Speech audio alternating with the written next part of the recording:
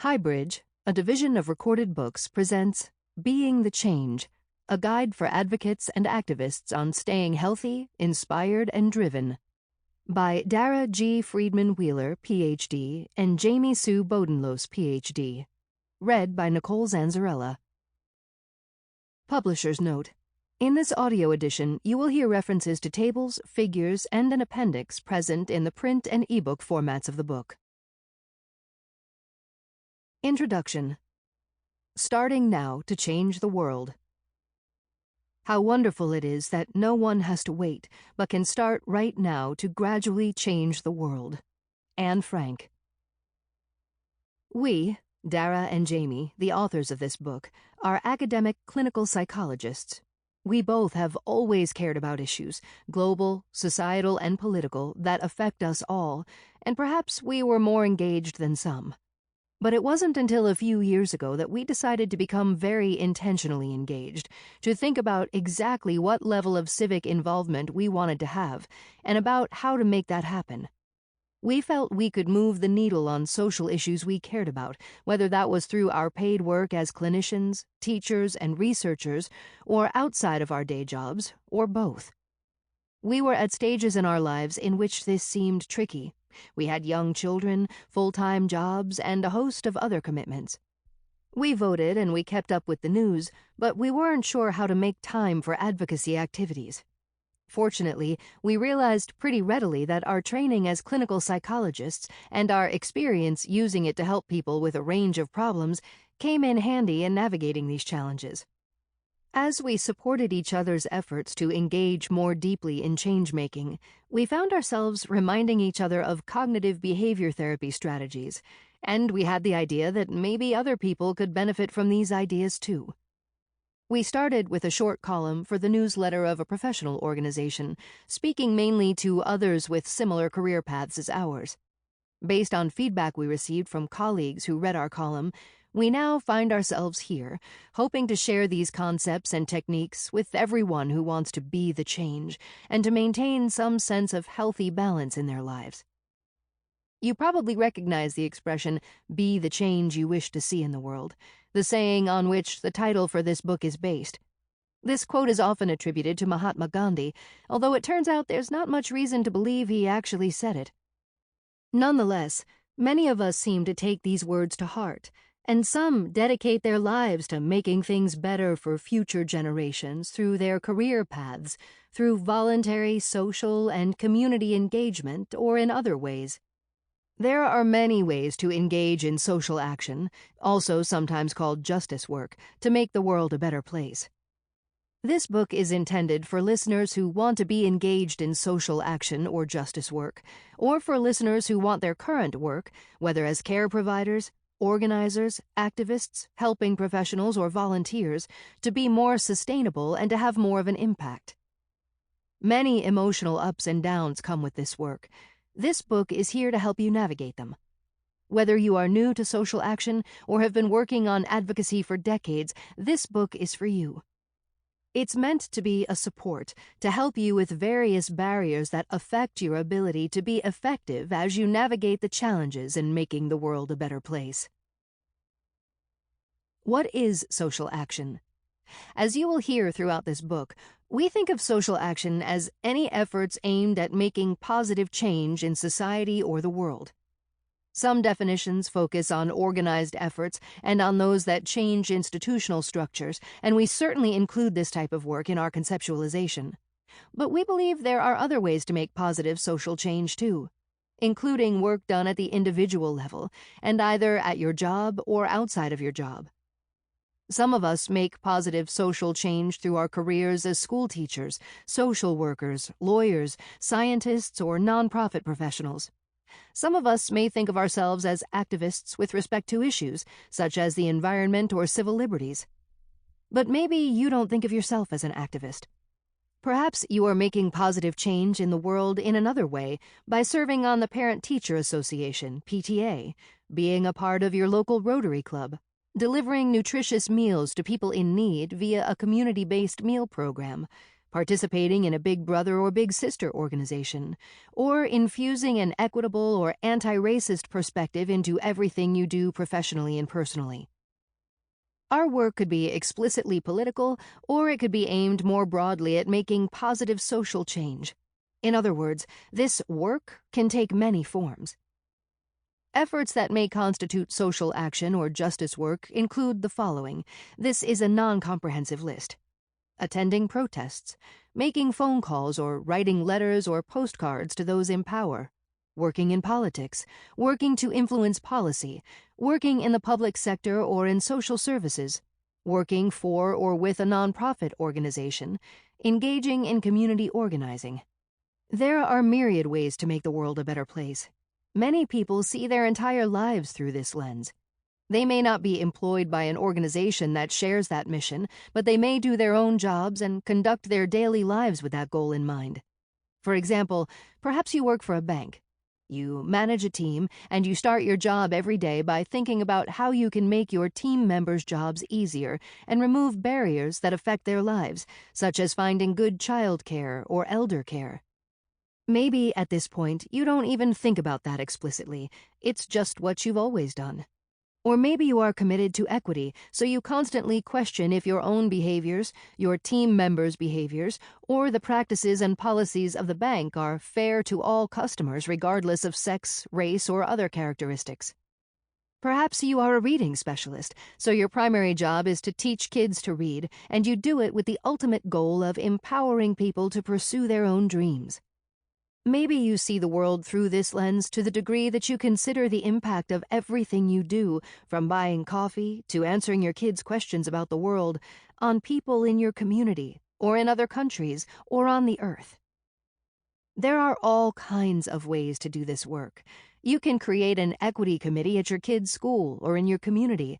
You may be able to take the lead and make changes in the school to help promote an anti-racist agenda and enhance diversity in the school district.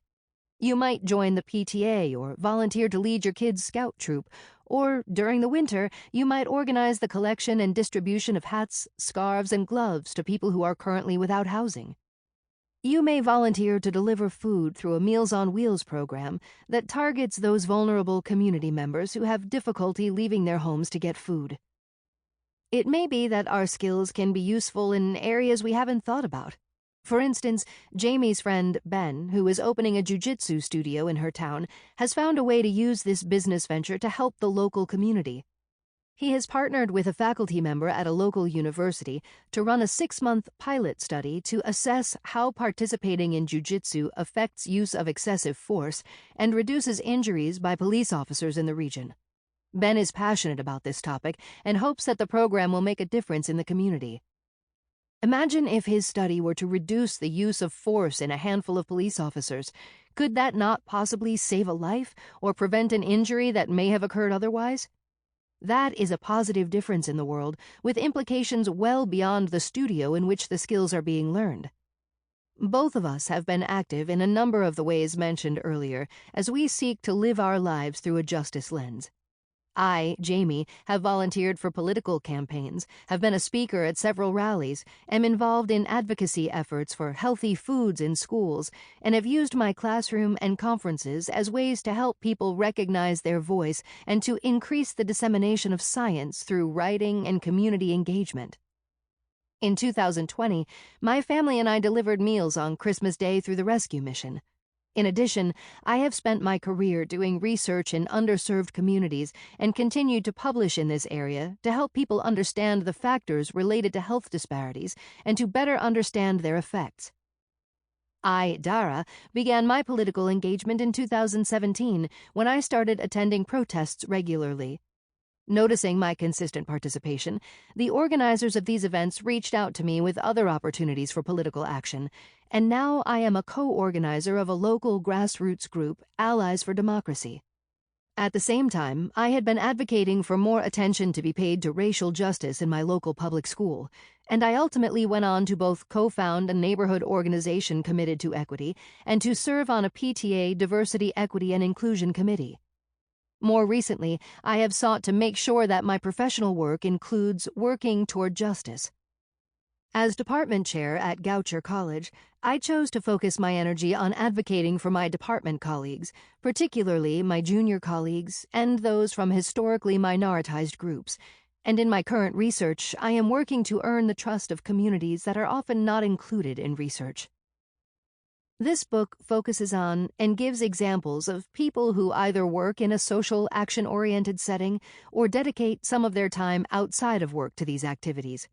We believe that if you are committed to making the world a better place in any way, you will find useful nuggets here to support you in that work, to help you cope with the challenges, and to work toward your goals in more effective and efficient ways.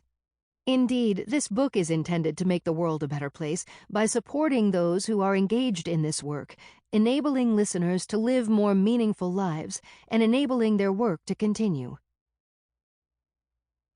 Everyone has a why.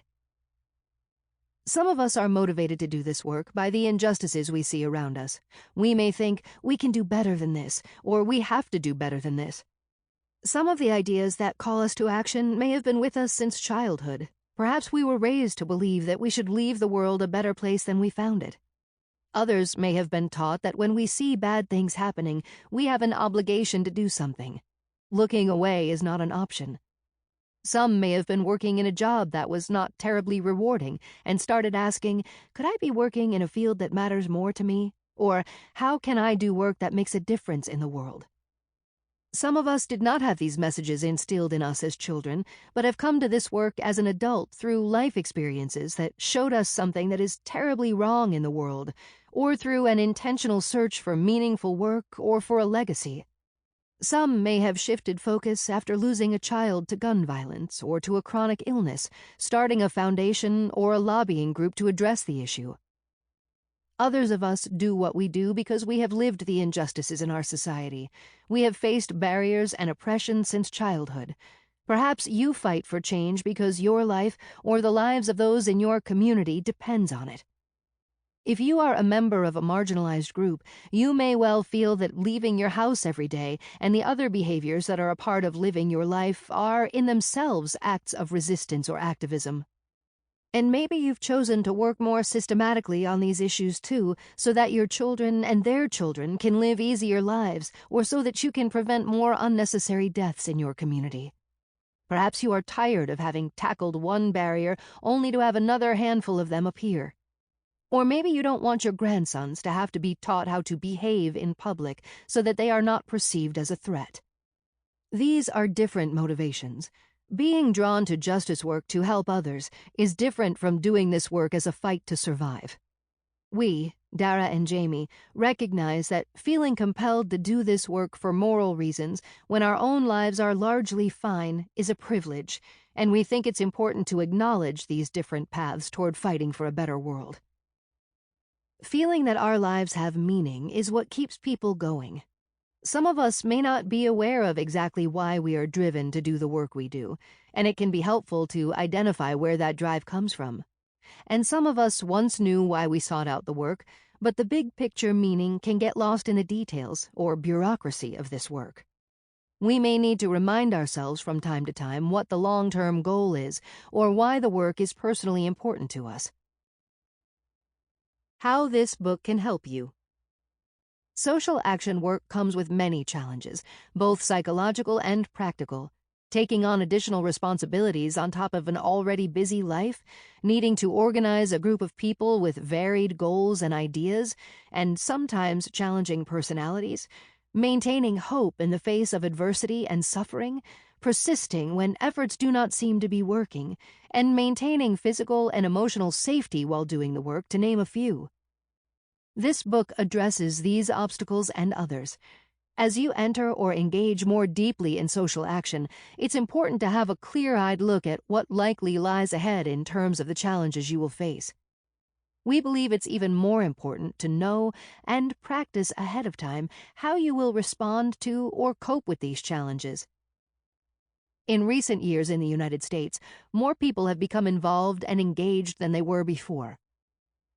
For example, the New York Times reported that the Black Lives Matter movement may be the largest movement in U.S. history, with between 15 million and 26 million people participating in protests following the killing of George Floyd. As more of us deepen or expand our civic engagement and look for tools to help us sustain that action, we are likely to have a range of emotional and interpersonal experiences and challenges. This book is here to support you through those. We start the book with a topic called values clarification. We base this part of the book largely on acceptance and commitment therapy. Values clarification is the process of making sure you're clear on exactly what it is you care deeply about and about what kind of person you want to be. The next step, of course, is to try to align your daily activities with those values and with your strengths, all the while noticing what brings you joy. This step is important to figuring out how you want to get more engaged or involved. It includes identifying and eliminating activities that take up a lot of time but aren't helping you live a life in accordance with your values, as well as finding the space in your life to make these shifts. We also include tips and ideas for getting started, identifying steps you might take to connect with others doing the work you are most interested in. Some of the challenges in doing this work come from each individual's emotional reactions. When you care deeply about something, you're likely to react to the ups and downs associated with it. Fortunately, this is an area in which cognitive behavior therapy and other evidence-based therapeutic interventions can be helpful in life-changing ways. We therefore dedicate several chapters to managing our emotional reactions, accepting difficult emotions, and taking care of ourselves. Compassion and self-compassion are critical parts of emotion regulation and being effective in your work, so we discuss how to cultivate them in ways that can promote your health and make your work more sustainable. One of the challenges we discuss throughout the book is related to maximizing your effectiveness in the social action work you are doing. We therefore spend time discussing what is known about how to be most effective in one's work, how to use your strengths to benefit your work, and how to acquire specific new skills that might be helpful, including shifting your mindset, communication skills, and organizational skills. In addition, we recognize that social action work is often done in groups, so we spend time addressing how to work effectively with others as a leader or a team member. So, how do we keep it going and stay healthy? Certainly, emotional reactions are relevant here.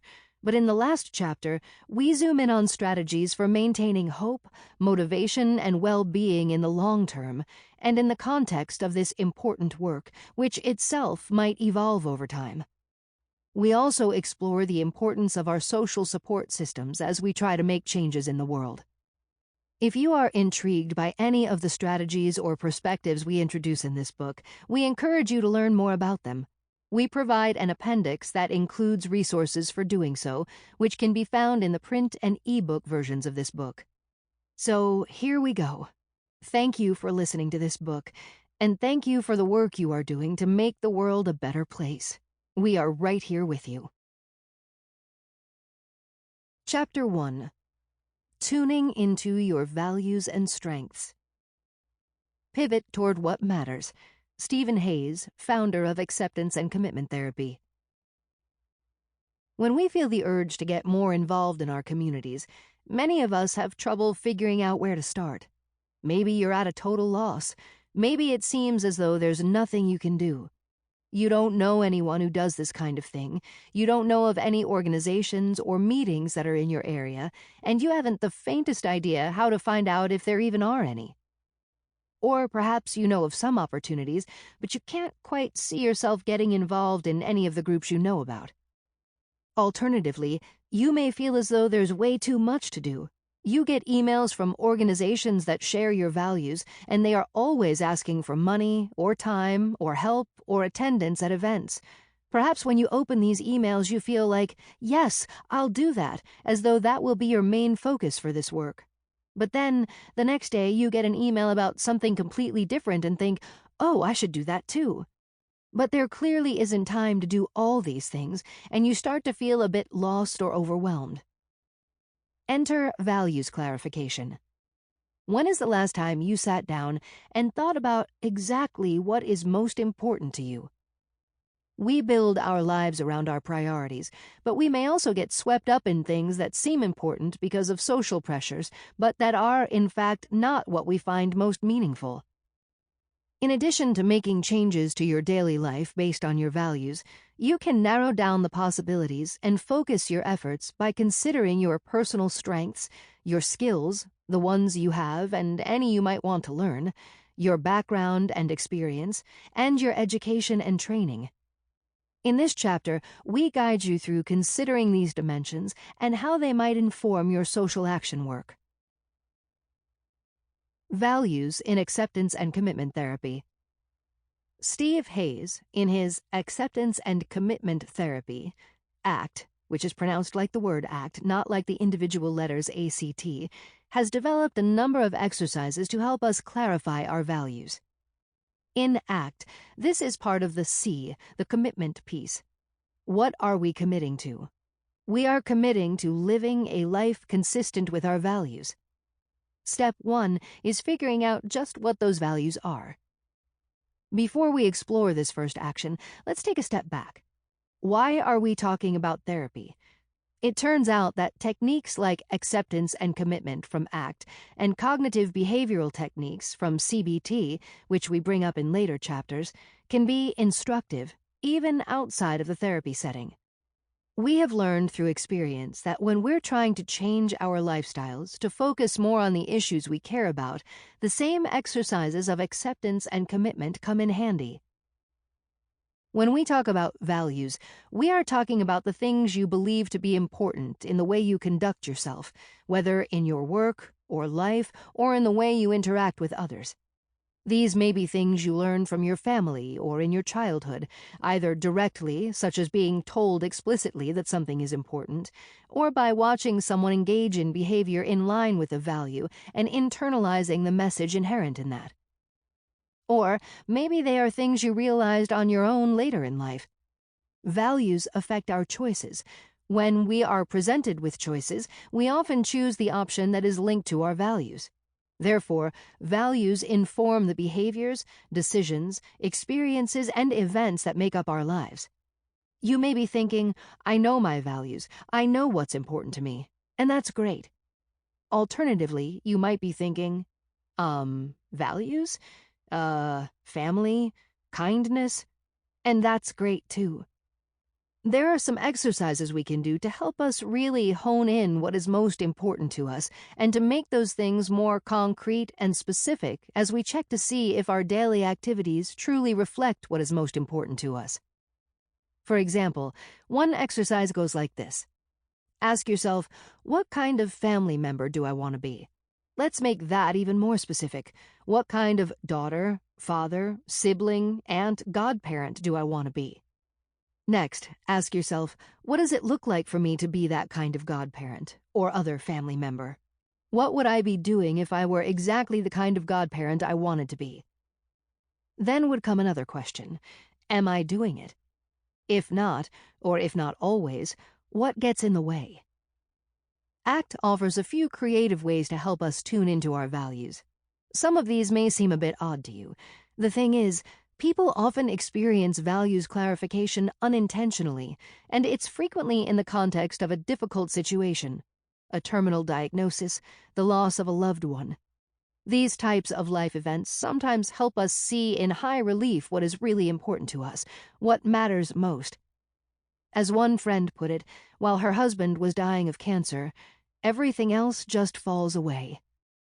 What's left is what matters. People often report finding beauty in this clarity. Wouldn't it be great if we could have that sooner in life, intentionally? In line with this reality, some of the strategies suggested by ACT may seem a bit morbid. One exercise invites you to compose the words you would want on your gravestone, if you were to have a gravestone that said something about you. Other ideas include writing your own eulogy.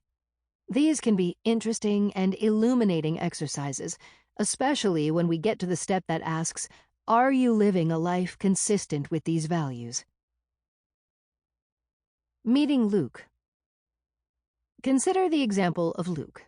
Luke is a 28-year-old, white, cisgender man who knew since high school that having meaningful work was important to him. When he was growing up, his mother worked tirelessly with children in New York City neighborhoods with high poverty rates. She put in long hours to help these children. Not only was this her career, but it was also where she found meaning. Her whole life, even outside of work, was infused with energy and enthusiasm. Luke was inspired by her work and her drive to help people. She was a role model to him. In high school, he spent a lot of time volunteering in soup kitchens and after-school centers. Luke values meaningful work that contributes to the community. This is the most important thing to him in the professional domain. Identifying your values. However you go about it, the first step in living a value-driven life is to figure out what your own values are. Perhaps you want to start by just jotting down whatever comes to mind. What is most important to you? Maybe you generate some abstract principles, compassion, people, and some concrete aspects of your life, my family, my friends, basketball. Excellent, we're on our way. Let's say your list sounds something like this. Justice, people being healthy, people being able to be happy. Keep going. What else comes to mind? Just keep writing. Even if some things don't really seem like values or perhaps seem like intrusions into the process, where did cats come from? Keep writing. We can edit and rank and categorize later. If you're having trouble getting started with a list like this one, you can find existing lists of values online and see which ones resonate with you. The words on the list may be values you hold dear, or they may inspire your own ideas of words or phrases you want to add to the list. When you're happy with the length of your list, or when the ideas stop coming, kind of like when the popping of the popcorn slows down, you can pause. We say pause because you can always add to this list. There's no reason you have to think of everything in one sitting. One thing you can do next is go back and circle the things on your list that you really feel are your core values. Which ones are the most important things to you? Try not to judge. Try not to evaluate from the perspective of some outside party. This is not about what your partner or your colleagues or your parents or your Facebook friends would value the most. It's about what you value the most. We'll come back to this list. Next, list the roles you have in life. You could start with a sentence stem like this one. I am a blank. For example, you might complete that sentence with daughter, mother, cousin, neighbor, friend, teacher, colleague, mentor, scientist, researcher, psychologist. According to ACT, there are 10 domains of values. A. Intimate relationships. B. Parenting. C. Family relations. D. Social relationships. E. Careers. F. Education and personal growth. G. Recreation or leisure. H. Spirituality. I. Citizenship. And J. Health or physical well-being. It may be helpful to spend some time thinking about each of these domains. Consider, for example, intimate relationships. This could be about your relationship with your spouse, partner, significant other, or lover. If you are not in an intimate relationship, think about the domain in terms of what you are looking for in such a relationship. Consider the kind of person you are involved with or hope to be involved with. What is important to you in terms of how they act, behave, or relate to others?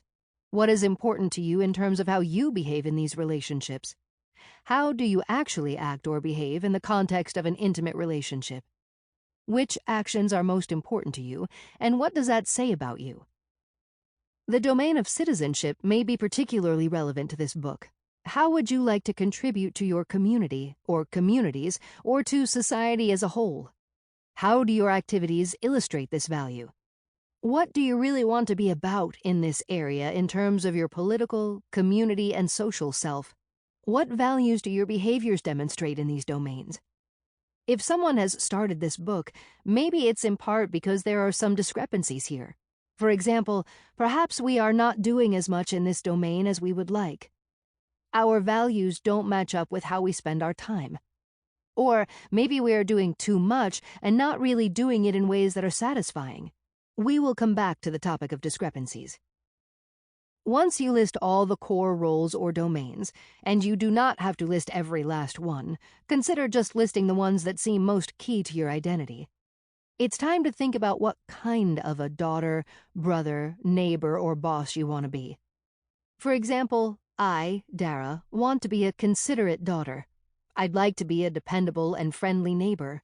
I want to be a patient mother. I want to... Sample complete. Ready to continue?